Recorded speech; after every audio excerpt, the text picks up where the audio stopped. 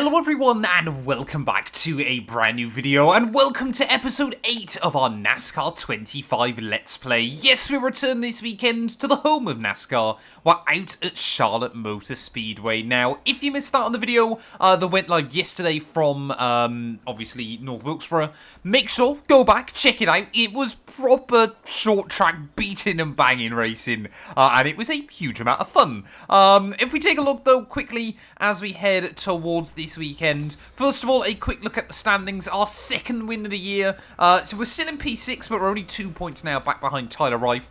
It is still Williams and Wallace, though, at the top of the table. But as we near half distance this season, I'm really hoping we can start carving down that margin at the top of the table. He's led 138 laps. I've led 11, but it hasn't stopped us claiming 2 wins so far.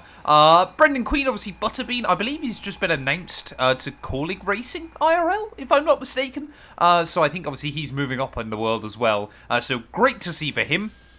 Simply put, I like his smile inside this game as well. So I hope, obviously, he has a fairly successful run over the course of next season as well then. But, yeah, heading to Charlotte, though, this weekend, there is a huge purse available here as we head back. Like I said, this is basically like NASCAR's version of Silverstone.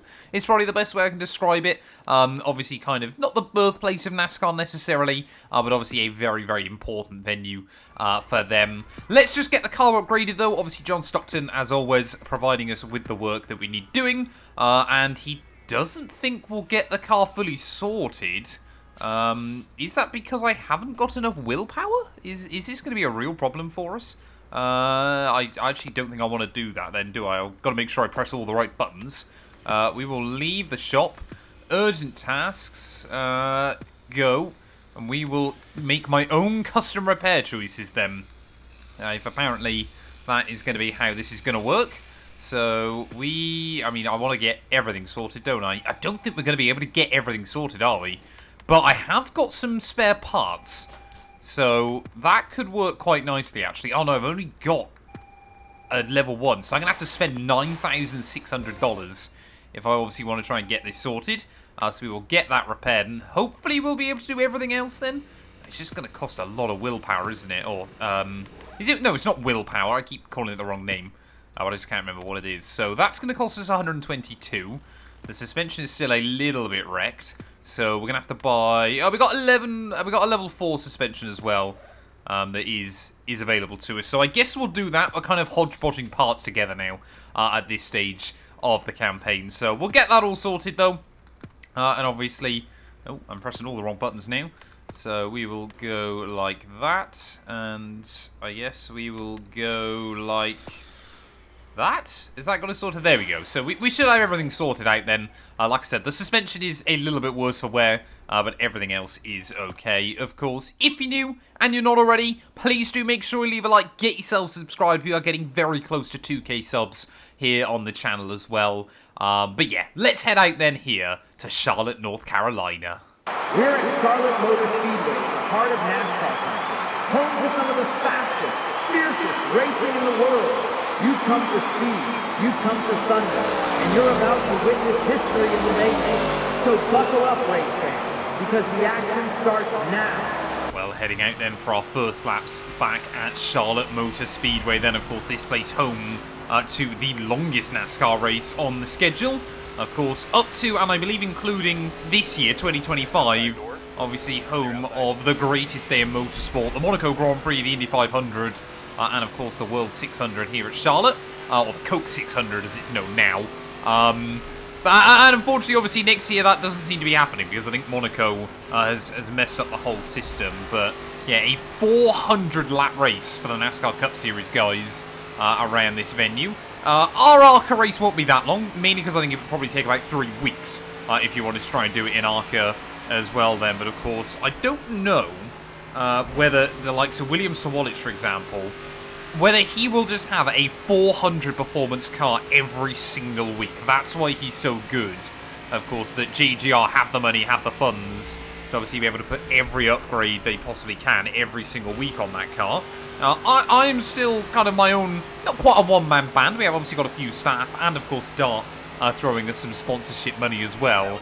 But it is going to be a little bit tricky there, as despite having a pretty bad first lap, we still met our goal. I'm going to do a few more laps, because this is, 1.5 mile intermediate that can be quite tricky to obviously try and, get everything nailed. So yeah, I'm going to do a few more laps though, but I am going to join you guys straight for qualifying. Well, heading out then and ready for our qualifying run. Yeah, we've got to try and get a good lap out of it, but honestly, I think we're going to have to try and make sure that every week we've got the upgrades. I know my practice wasn't the smoothest running session in the world, but we were still over a second slower than Butterbean up at the front of the order, so we need to try and make sure that we get this lap absolutely nailed. If we can start somewhere near the top 10, I'll be quite happy. I don't think we'll quite get into the top 10, but hopefully we will not be a million miles away there as... Oh, no. Don't run too wide out through 3 and 4. Don't want to compromise my run to start the lap before it's even begun. As we cross the beam then, let's see what we can do here. It is only a 1-lap run. It's normally only really the short tracks where they give you 2. But even then, normally it's the first lap. If your first lap isn't the quicker one, you've probably ran into some troubles. It's trying to hold the middle line through the banking of turn 1 and turn 2. Get the car nice and close to the wall as we make our way down the backstretch there. And well, I've been doing a little bit of testing in practice. It does definitely seem like braking slightly into the corners is better than the lift and coast method that I used to always use. But back up towards the beam then. It is going to be a 32.8 P16. That's almost half a second quicker than I went in practice. But we only went 1 position higher than I ran in practice. William Sawadich, though, is going to take the pole. Brendan Queen, the only driver to get within a tenth of him this weekend, as LeVar Scott up in P3. Andy in 4th there, just ahead of Will Kemmel and Lawless Allen, as Isabella Robusto just gets inside the top 10. Like I said, we've got some work to do as we head into the race today, though. I think, like I said, if we could bag a top 10 here, keep the points rolling in, we are still learning. Let's go trackside now for the command to start this ARCA Menard Series race. Drivers, start your engines! Time to go now. Fire it up.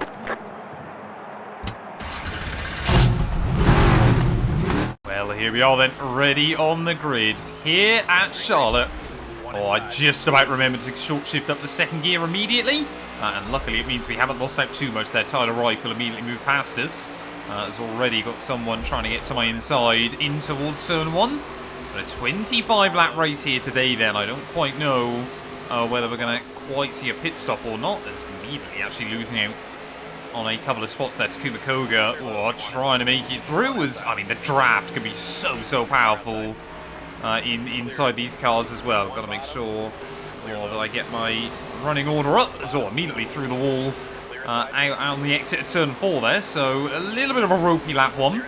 I say this track is pretty unforgiving. I think that's why it makes the racing very good here, is that kind of you don't want to make a mistake, so you're always kind of trying to drive the car slightly below its limit.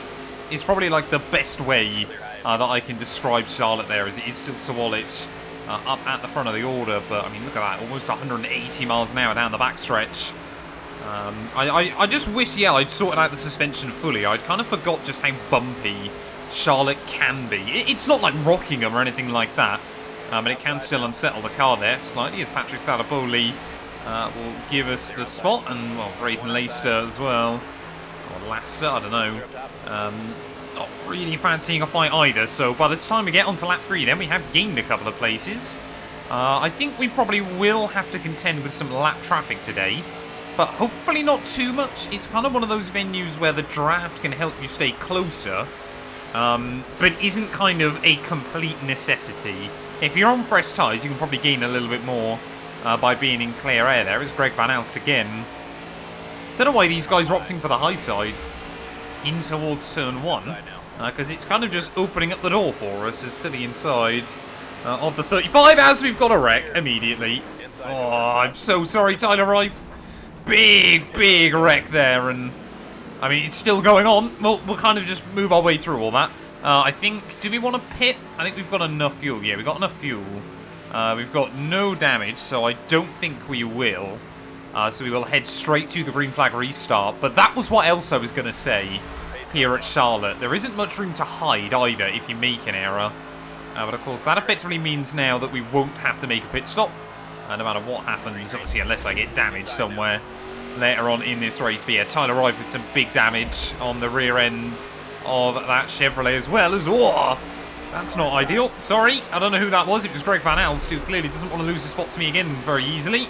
And knows that obviously these guys can get the run off of those first couple of corners there. So restarting on lap 7 then. Immediately dropping back 1 spot. I think the car that wrecked has been able to stay ahead of me, which is quite impressive. Just trying to immediately have a look back to the inside of Greg Van Alst there. We'll run him up a little bit high, up towards the wall, try and get as much dirty air over that wing. Oh, that kind of... It's not a splitter, is it? I guess it kind of is the wing on these cars. It's not quite the COT wing from kind of a decade ago or anything like that, but... Yeah, there's really no room to hide. It's quite a... For a 1.5 miler, it almost feels a little bit claustrophobic here.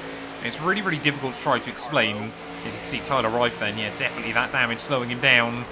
As we make our way down the back straight to the bumper of Isabella Robusto. Oh, and that 55, as you can again see, when you get right underneath someone, how much kind of front end you lose in these ARCA cars. So you have got to be really, really careful with it, because they will just snap on you, given the opportunity. Of course, we kind of wrecked ourselves out of North Wilkesboro last week. I'm hoping, obviously, not to do the same here. Then again, one of you guys commented that apparently it's now the map 2 and 2 strat on this game. That I wreck, get fresh tyres, and then carve our way back up through the order. I mean, if it works, surely, at the end of the day. So again, just into the wall through 3 and 4. It's really costing us at the moment. It's Greg Van Alst there again, still trying to have a look for a move. Tyler Reif defending the inside line. Try and get around the outside of him in towards Sermon, but I'm just sending it, I think, a little bit too aggressively here. And maybe taking a bit too much out of my tyres. Oh, it's Greg Van Alst has gone! Oh, right behind us, Van Alst is down the wall, and that'll be yet another caution then. Starting to get some real ARCA-style racing this series, as Brendan Queen seems to have taken the lead ahead of Sawalich. But again, I don't believe I need to pit in this race. How many cautions are we going to get here? This race has been chaos so far. We're only at about lap 10. We'll have the inside line, though, for this restart, which I guess is nice. Alright, come on, then. Well, they definitely went after the Geico restart zone that time round, but I'm not going to complain too much about it. As we will try and rev the car out there. Tyler Reif again on the outside. Surprised he's not opted to take that damage. Really thought he would probably do that there, as there goes Braden Leister. As well as, oh, we just, every single restart, we just get swallowed up there. There's no idea how Van Alst hasn't picked up huge damage on that Mustang, but I guess, I mean, these ARCA cars are built pretty tough, aren't they? Designed to obviously have a fair amount of beating and banging, but I just want to try and get ourselves inside the top 10. I feel like I'm giving it everything I've got, and we are still struggling as we will try and cut just down below the dogleg, up over the start-finish line there to try and get us way past Amber Balkian. So, 14 of 25. We're already over half distance in this race. This is Isabella Robusto clearly finding some grip on that high line. Cole Raz there, the final one, just inside your top 10 as we will get the run to Robusto. And there we go then, moving our way through. Brendan Queen still up front. Where is Sawalich? Sawalich lost a couple of... Oh no, I think, is he still up in P2? I can't quite tell actually where William Sawalich is at the moment. Cole Raz, I mean, look at the speed we've got. Nowhere to go with it. Cole Raz moving around a little bit too much for my liking in towards turn 1. Not that I'm one that can really complain about that as well. As, oh no, the 77's gone. Get low. We split the middle somehow. Oh man, this race is ridiculous. It's just a few laps and then a wreck for the AI. I do wish it was toned down slightly. They do seem to wreck a bit too much inside this game, but no idea how we split that down the middle then, and we're going to be restarting now from P9. We're only going to have a handful of laps to go. I don't think we've had a break in this race. It's just been non-stop carnage here from Charlotte. Oh, I forgot to change up that time. I'll have to cover Isabella Robusto. Oh, we're going to go 3 wide in towards turn 1 there, but I'd rather be on the inside than anything else. Nope, Cole Raz has snuck by in that 76 car, but yeah, 8 laps remaining then, and everybody now is going to be trying to go for it. Try and gain some spots towards the end. Will Butterbean be able to hang on for what I believe would be his second victory of the season? Of course, it's only myself and Sawalich They've been multi-time winners this season. As, oh, look at that, 3 wide just up in front. I could have maybe considered taking fresh tyres, but I honestly don't think we'll need it too much at the moment, as you can run so much steering lock in these cars through the high banks as well. But Isabella Robusto trying to defend the inside. We will power our way in there as Jason Kitzmiller clearly has picked up some damage as well in that 97 car. But everybody now just, I think, people want to play it safe, but people want to make moves as well, as we will try and give the big shove to the 97 there. Try and carry the momentum we've got on Robusto there. Try and get a bit of downforce over the front, get a bit of air on the car again to make sure we've got the bite through 3 and 4 there. As, oh, you can see Robusto beating and banging as we make our way back to the line. She might blame me for that. But I don't really think there was a lot else I could have done. Cole Raz, decent restart in that 76. Up to P8 there, as it just feels so weird running so much steering lock. I will be making an updated kind of wheel settings guide as well. But I'm going to do a career settings video later on this evening. For those of you guys that are interested as well. Because we do seem to be getting some pretty good racing inside this game as well. Obviously, we've been testing, you know, obviously super speedways. Obviously short track. I mean, North Wilkesboro last time was probably the greatest race I'll ever have inside this game. Is, oh, Cole Raz. I wanted to try and again split them, but not able to do so. And the tyres definitely beginning to fall off now, and the AI doing a much better job of looking after it than I am at this stage of the day. See, we haven't had as much beating and banging as we did in Wilkes County, so I'm hoping, of course, that we'll have a lot less damage to try and sort out, ready for next weekend as well there. But we're finally going to clear the 97, hopefully once and for all. But with only 4 laps to go of this race, how much more can we possibly gain? A nice slipstream back in towards turn 1. Oh, having a look to the inside there, but you do not want to get on that apron. That'll be a one-way ticket to taking a look back at turn 1 and turn 2 there, rather than down this backstretch, as there's still a couple of guys fighting up in front. So there might be opportunities towards the end, as to the inside of Cole Rouse we will go. Will we be able to make this work there? I think Brendan Queen is running away now at the front of the order. 3 laps between him and victory here in North Carolina, as we will make the move on Cole Rouse then, trying to get ourselves ever closer to that top 5. We just need good, consistent championship points, as we should obviously now be ahead of Tyler Reif in the championship if we're able to bring this home. A little bit lacking speed there through 1 and 2 as Butterbean just extending that margin at the front after a bit of battling going on behind. I believe that's still Sawalich in that fight, but he is obviously still going to take even more points out of me. We would need to come back really strong the second half of the season, but I'm still not entirely sure how we're going to fare on the road courses. I think some of you guys, because I play the F1 game, are expecting me to be a bit of a SVG. I'm not expecting that quite to be the same. I reckon I'm going to be a bit more like Connor Zilic, and I don't mean in the car on the road courses. I mean clumsy when I try and get out of the car, which is probably not ideal. But 1 more lap to go then, here from Charlotte. It has been a dramatic race. We've had to avoid some wrecks. Oh, as the tyres are really starting to go now, scraping up against that wall through turn 3 and 4. You can see now, finally, cars beginning to spread out a little bit more. And as long as we can just keep Cole Raz behind us, I think from P16 on the grid, we cannot complain with the way we've been able to carve through the order today. Hopefully I haven't made myself too many enemies either, which is probably pretty good going for me inside this series as well. But Butterbean, the number 28, through the final corner. He is going to win here at Charlotte, becomes our 3rd multi-time winner so far this year. He has beaten out William Sawalich, which is huge for his championship hopes. I believe Sawalich has come through for P2. P8, though, with a damaged car, we will take it. And we obviously meet our goals as well. You know what? You can't win them all. Well, there we go then. Brendan Queen, 1.6 seconds clear of William Sawalich there, as LeVar Scott right on the number 18's bumper come the checkered flag. Will Kimmel in P4, just ahead of Lawless Allen. Andy Jankowiak in P6. Yes, I'm sorry, I'm still mispronouncing his name. Jake Finch there, just ahead of myself. Cole Raz and Jason Kitzmiller inside your top 10 there. Isabella Robusto only down in P11. Any other major surprises? Brad Smith there up in P18, so good inside the top 20 for him. But I don't think there's really been any other ones that are too shocking come the end of the day. Well, 1200 rep as well. We are, I think, up now to about 13k, so halfway through the season, we are halfway towards our truck series kind of reputation level that we need inside the game as well there. So still picking up, obviously, the goals, still picking up the objectives, but again, obviously, if we want to try and fast track our way up towards the truck series, then obviously we need to be getting more victories. I think if we could be top 4 come the end of the season, I'd be pretty happy. But there we go. Brendan Queen comes up big at Charlotte. With this win at Charlotte, Brendan Queen is having to take all the points they can in the ARCA series standings. Jake Ballman, I didn't have anything to do with Matt Beard's driving, but I can't defend that at all. Wow. I don't think I ever saw Jake Ballman in this race, or if I did, I have no idea. Bang, bang, bang. That's all anybody hears if Matt Beard is driving nearby other cars. Corey Day wrecked himself. How can he complain about me when he wrecked himself and we had to avoid him?